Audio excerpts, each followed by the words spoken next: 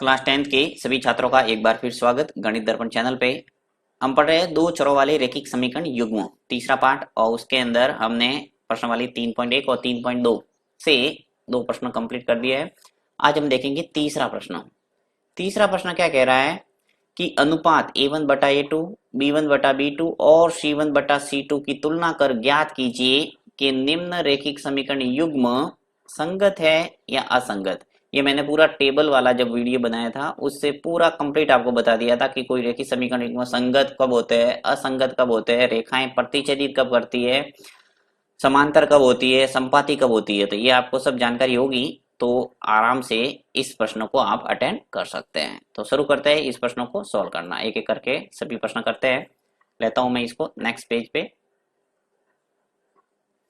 ये मैंने तीसरा प्रश्न ले लिया है। अब यहाँ पे हम पहला प्रश्न करेंगे सबसे पहले, और इसका पता लगाते हैं कि ये समीकरण संगत है या असंगत। तो लेता हूं यहाँ पे मैं फर्स्ट समीकरण दे रखा है मुझे 3x प्लस 2y बराबर दे रखा है 5। ठीक है, सबसे पहले तो आपको हमेशा ये ध्यान रखना है कि जो समीकरण है वो रैखिक समीकरण युग्म, दो चरों वाला रैखिक समीकरण युग्म का जो व्यापक रूप है उस रूप में आपको दिखना चाहिए। अगर नहीं है तो उसको एडजस्ट करो। जैसे कि यहाँ पे देखिए 3x प्लस 2y बराबर 5 है, तो यहाँ बराबर 0 होना चाहिए। तो समीकरण को हमेशा पहले आपको व्यापक रूप में एडजस्ट करना। व्यापक रूप क्या है थोड़ा बता देता हूँ। ax plus by plus c बराबर 0, यानी आगे हमेशा 0 होना चाहिए, बराबर के आगे 0। अगर c है वो आगे है राइट हैंड साइड में, तो इसको पक्षांतर करके आपको लेफ्ट हैंड साइड में लाना है। ओके, तो यहाँ पे मैं क्या कर देता हूँ कि जो 3x प्लस 2y बराबर 5 है इसको एडजस्ट कर देता हूँ कि 3x प्लस 2y, इसमें तो कोई चेंज होगा नहीं। ये जो 5 है इसको पकड़ के इधर लाना है, यानी कि 5 को पक्षांतर करके लेफ्ट हैंड साइड में लाएंगे तो ये माइनस का हो जाएगा 5, क्योंकि प्लस का 5 है। जब इधर जाएगा तो हो जाएगा माइनस का 5 और बराबर हो जाएगा 0। ओके, ये आ गया पहला समीकरण। इसी प्रकार दूसरा समीकरण देखते हैं। दूसरा समीकरण ये रहा 2x और करके लिख लो 2x माइनस 3y बराबर है 7। ठीक है, ये समीकरण है। अब यहाँ पर भी वही काम आपको एडजस्ट करना पड़ेगा। तो 2x माइनस 3y और ये जो 7 है पक्षांतर ओके इधर आएगा तो हो जाएगा माइनस का 7 बराबर 0। चाहो तो इसको समीकरण नंबर 1 और समीकरण नंबर 2 दे सकते हो। और यहाँ से आपको निर्धारित करना है a1 b1 c1 a2 b2 और c2। तो यहाँ निर्धारित कर लेता हूँ, यहाँ सब लिख लेते हैं। a1 देखिए a1 है वो क्या है, पहले समीकरण का जो x का गुणांक होगा वो a1 होगा, पहले समीकरण का y का जो गुणांक होगा वो b1 होगा, और जो अक्षर पद होगा वो होगा c1। इसी प्रकार दूसरे समीकरण में 2 2 हो जाएगा। राइट, तो a1 यानी इसमें ये जो पहला समीकरण है इस समीकरण के अंदर x का गुणांक क्या है 3। ये आपने अच्छे ढंग से प्रैक्टिस कर दी होगी, क्योंकि हमने पहला और दूसरा प्रश्न किया है उसके अंदर यही हमने निर्धारित किया था a1 b1 c1 a2 b2 c2। तो वो अच्छे ढंग से आपकी प्रैक्टिस हो चुकी होगी, अब ज्यादा बताने की जरूरत नहीं है मुझे। a1 बराबर 3 आ गया। b1 है वो कितना है, यहाँ से y का गुणांक उठा लो कितना है 2, तो ये आ जाएगा 2। इसी प्रकार c1 क्या है, देखिए यहाँ पे अक्षर पद है वो क्या है 5, परंतु आगे माइनस है इसलिए माइनस का 5 लेना पड़ेगा। इसी प्रकार यहाँ पे दूसरे समीकरण से हम 2 2 लिख लेंगे, यानी a2 है वो क्या हो जाएगा x का गुणांक, यहाँ पे x का गुणांक क्या है 2 है तो लिख लो 2। फिर आपके हो जाएगा b2, तो b2 क्या है y का गुणांक माइनस है इसलिए माइनस में लेना पड़ेगा -3। और जो c2 है c2 क्या है माइनस का 7, तो ये आ जाएगा माइनस का 7। तो सब आ गए आपके पास। अब आपको इसका अनुपात निकालना है, तो यहां से मैं इसको हटा देता हूं, अनुपात निकाल देता हूं a1 बटा a2। a1 बटा a2 क्या आ जाएगा, देखिए a1 है वो कितना है 3 है और a2 कितना है 2, तो आ जाएगा 3 बटा 2। फिर लिख लो b1 बटा b2, b1 कितना है 2, तो 2 लिख लो, और b2 कितना है माइनस का 3, तो लिख लो माइनस का 3। यहाँ पे हमेशा ध्यान रखना है जब भिन्न कोई सरल होती है तो करना है, परंतु यहाँ पे कोई सरल नहीं हो रही है इसलिए मैं ऐसा ही रख रहा हूँ।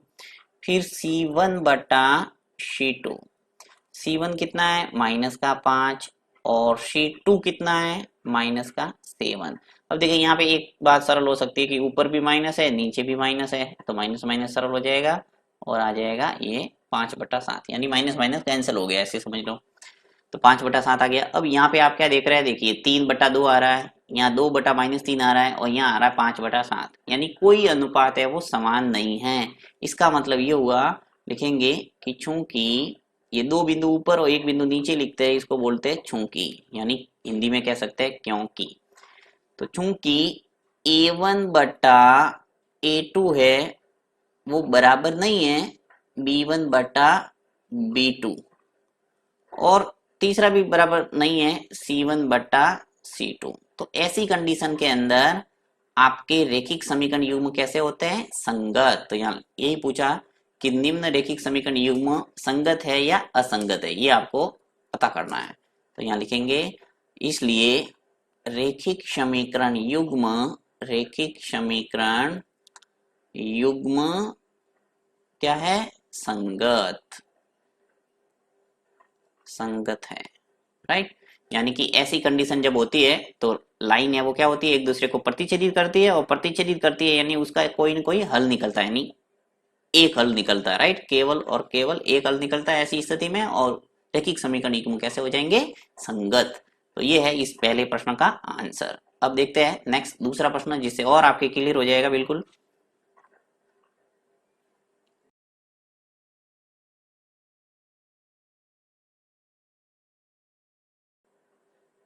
नेक्स्ट देखते हैं दूसरा प्रश्न। दूसरा क्या दे रखा है, 2x-3y बराबर 8। ठीक है, यहाँ पर भी देखिए जो रैखिक समीकरण युग्म है वो आपके व्यापक रूप में नजर नहीं आ रहा है, इसको व्यापक फॉर्म में चेंज करेंगे। यानी 2x ऐसा का ऐसा, -3y ये ऐसा का ऐसा, ये जो 8 है इसको पकड़ के इधर लाना है। तो जब प्लस का 8 इधर लाएंगे तो क्या हो जाएगा, माइनस का 8 और बराबर हो गया 0। इसका नाम दे दो समीकरण नंबर 1। ओके, नेक्स्ट है दूसरा, और करके लिख लो। दूसरा समीकरण आपके क्या कह रहा है, ये रहा कि 4x -6y और बराबर है 9। तो यहाँ पर भी एडजस्ट करना पड़ेगा, 4x -6y, ये जो 9 है पक्षांतर हो गया इधर आएगा तो क्या हो जाएगा, माइनस का 9 बराबर हो जाएगा 0। समीकरण नंबर 2। दोनों समीकरण आ गए, यहाँ से आप जल्दी से लिख लो A1 B1 C1 A2 B2 C2। तो यहाँ लिख लेता हूँ जल्दी से मैं A1 क्या है, देखिए यहाँ पे पहले समीकरण से x का जो गुणांक है वो A1 हो जाएगा, ये आ गया। तो B1, जब 1 वाली सीरीज चलती है तो आपको दूसरे समीकरण को देखना ही नहीं है, सिर्फ पहले समीकरण के अंदर चलना है और प्रत्येक का गुणांक उठाना है। तो यहाँ पे A1 है वो क्या है, x का गुणांक 2 आ गया, फिर y का गुणांक क्या है 3, परंतु माइनस अगर आगे है तो उसको भी साथ में लिखना है, तो ये आ जाएगा माइनस का 3। फिर C1 क्या है, माइनस का 8, तो ये आ जाएगा माइनस का 8। A1 आ गया, B1 आ गया और C1 आ गया। अब देखते हैं 2 वाली सीरीज। तो A2 यानी दूसरे समीकरण को पकड़ना है। देखिए समीकरण 1 और समीकरण 2 से ही आपको पता चल जाएगा, ये रहा 1 और ये है 2। तो यहाँ से आपके 1 1 मिलेगा, यहाँ से 2 2 मिलेगा, तो ज्यादा दिमाग लगाने का काम ही नहीं है, आपको इजीली पता चल रहा है। तो A2 x का गुणांक यहाँ पे क्या है 4, ये मिल गया 4। फिर B2 क्या है अपने पास, y का गुणांक क्या है माइनस का 6, और C2 है वो क्या है माइनस का 9, ये आ गया माइनस के 9। तो हमारे पास सब आ गए A1 B1 C1 A2 B2 और C2। अब मैं अनुपात लिख लेता हूँ, A1/A2। A1/A2 क्या आ जाएगा, देखिए ये 2 है और ये 4 है, यहाँ लिख लो 2/4। इसी प्रकार B1/B2, B1 क्या है मेरे पास माइनस का 3, तो ये आ जाएगा माइनस का 3। फिर यहाँ पे नीचे B2 क्या है माइनस का 6, ऊपर और नीचे माइनस है, प्लस भाग जा रहा है, आपको 3 का भाग दोनों में जा रहा है, तो 3 एक कम 3 एक बार चला गया, और यहाँ पे 3 का भाग 6 में जाएगा, 3 दूनी 6, तो 1/2 आ जाएगा। यहाँ पर भी सरल हो रहा है, देखिए 2/4 है, 2 में भाग जा रहा है 2 का एक बार और 4 में चला जाएगा 2 बार, तो 1/2, यहाँ पर भी 1/2। इसी प्रकार तीसरा भी देख लो, C1/C2 निकाल दो। C1/C2 कितना है माइनस का 8, और C2 क्या है माइनस का 9, तो आ जाएगा माइनस का 9। हल करो इसको, देखिए माइनस ऊपर भी है नीचे भी है, तो आ जाएगा अपने पास 8/9, यानी कैंसिल हो गया, माइनस माइनस। ओके, क्या स्थिति आपने देखी है कि चूंकि यहाँ पे देखिए A1/A2 1/2 है, B1/B2 क्या है 1/2 है, यानी कि A1/A2 है वो बराबर है B1/B2 के। परंतु जो C1/C2 है वो क्या है 8/9, यानी कि नॉट इक्वल टू C1/C2। तो ऐसी कंडीशन के अंदर रैखिक समीकरण युग्म कैसे होते हैं, असंगत होते हैं, क्योंकि रेखाएं एक दूसरे की क्या होती है, समांतर। और समांतर होती है यानी उसका कोई हल नहीं निकलेगा, और कोई हल नहीं निकलेगा मतलब वो असंगत हुए। तो यहाँ लिख सकते हैं हम कि इसलिए रैखिक समीकरण युग्म, रैखिक समीकरण युग्म असंगत है, असंगत है। राइट, असंगत है। तो ये आ गया आपके दूसरे प्रश्न का हल।